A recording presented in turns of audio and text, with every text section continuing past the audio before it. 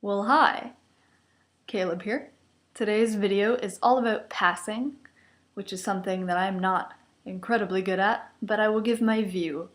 Passing to me is ridiculous because the whole idea is that you, as a gender nonconforming person, are trying to pass as whichever gender society should think you are.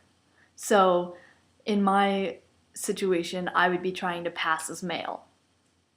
The best way to do this is to minimize the biological parts of your body that a cis male would not have, or would have, depending on which end you're starting at here. So that would be generally the binding of the chest and the packing of the pants. Personally, for me, I wore a binder for the first little bit when I realized I was trans, and due to a pre-existing back condition that I have, I actually stopped binding.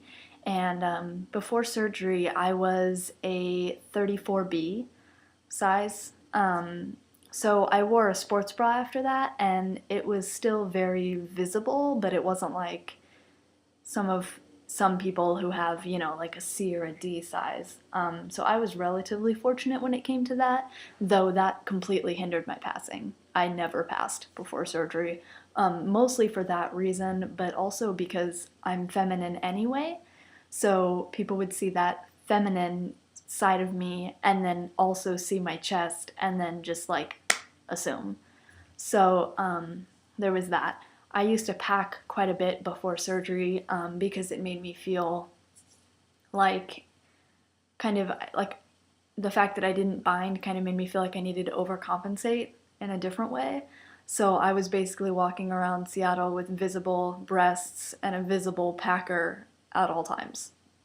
So needless to say, I got some looks, and I enjoyed it, though. I'm always a fan of being gawked at for some reason. Now I'm starting to pass more often after surgery and everything because my chest is flat, but I don't pack anymore. I have a packer, but I don't generally use it.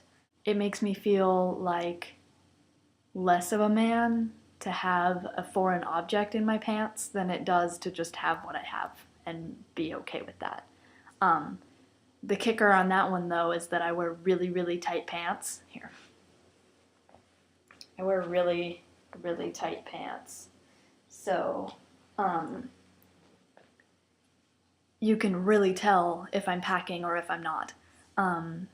What I do to kind of combat that, for those of you who wear tight pants like I do, I kind of sag them a little bit so that there's some space right here. I will wear like boxers instead of boxer briefs, which is what I normally wear. Like, that way if you kind of do something with your leg and it makes that area really concave and it becomes incredibly obvious that there's nothing there, that kind of helps with that if there's some bunching in that general area. Passing should not be your end all. You shouldn't feel like, shit, my day's ruined because I just got mammed at the store. It took me a really long time to be okay with the fact that I'm not always gonna pass, but then what I realized is that in order to pass, I was becoming somebody that I wasn't. I was becoming a non-femme trans guy. I was, kind of stepping out of my comfort zone and wearing things and acting in ways that I normally don't act, or in things that I don't wear, so that I could pass. And I thought, what am I sacrificing for this?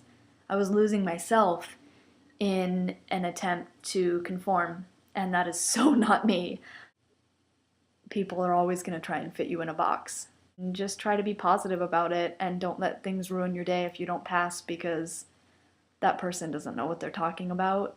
You shouldn't transition to pass. You should transition to be happy, and as long as you're happy, that's all that matters. So just keep that in mind. And let us know any of your passing adventures. Go ahead and make some video responses for us. That would be great. Or leave some comments and give us some feedback on how we're doing, and list any topics you'd like us to discuss below, because we're running a little short on things to talk about. So give us some ideas, and we'll see you next week.